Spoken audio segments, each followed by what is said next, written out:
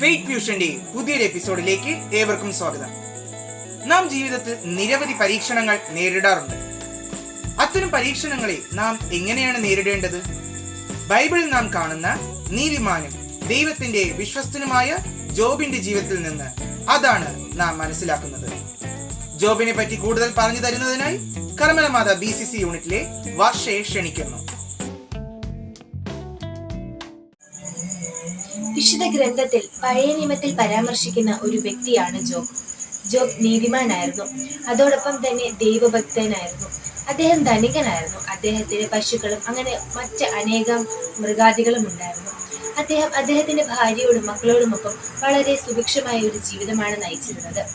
ഒരിക്കൽ ജോബിനെ പരീക്ഷിക്കാൻ എന്നോണം സാത്താൻ ദൈവത്തോട് പറഞ്ഞു, സ്വത്തുവകകളെല്ലാം നൽകി നീ ജോബിനെ അനുഗ്രഹിക്കുന്നത് കൊണ്ടാണ് അവൻ നിന്നെ ആരാധിക്കുന്നത്. ഇതെല്ലാം എടുത്തു കളഞ്ഞാൽ അവൻ നിന്നെ ശപിക്കുമെന്ന്. ദൈവം ജോബിനെ പരീക്ഷിക്കാനുള്ള അനുമതി സാത്താന് നൽകി. പക്ഷേ ദൈവം അവനോട് പറഞ്ഞു, അവന്റെ ജീവൻ എടുക്കരുതെന്ന്. സാത്താന്റെ പരീക്ഷണം ആരംഭിച്ചു.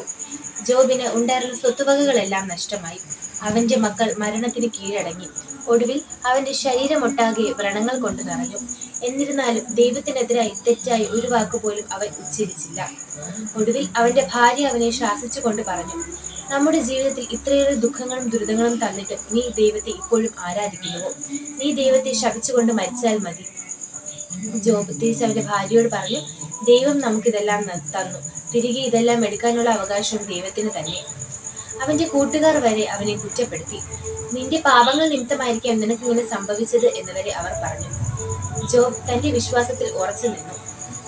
ജോബിന്റെ വിശ്വാസം ദൈവം കണ്ടു. ദൈവം ജോബിനെ ഇരട്ടിയായി അനുഗ്രഹിച്ചു. അവന് സന്താനങ്ങളെ നൽകി. അവന്റെ സ്വത്തുവകകളെല്ലാം ഇരട്ടിയായി നൽകി. അവനും അവന്റെ ഭാര്യയും ദീർഘകാലം ഭൂമിയിൽ സന്തോഷമായി ജീവിച്ചു. ഇതിൽ നിന്നും നമുക്ക് എന്ത് മനസ്സിലാക്കാം? ഏത് സാഹചര്യം വന്നാലും ദൈവത്തെ കൂട്ടുപിടിക്കുക. ദൈവത്തിൽ ശരണം വയ്ക്കുന്നവരാരും നിരാശരാവുകയില്ല.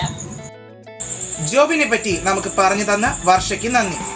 ഇതുപോലെ നിങ്ങളുടെ കഴിവുകൾ പ്രകടിപ്പിക്കുന്ന വീഡിയോ പേയാട് മീഡിയ മിനിസ്ട്രിക്ക് അയച്ചു തരൂ. അടുത്ത എപ്പിസോഡിൽ വീണ്ടും കാണാം.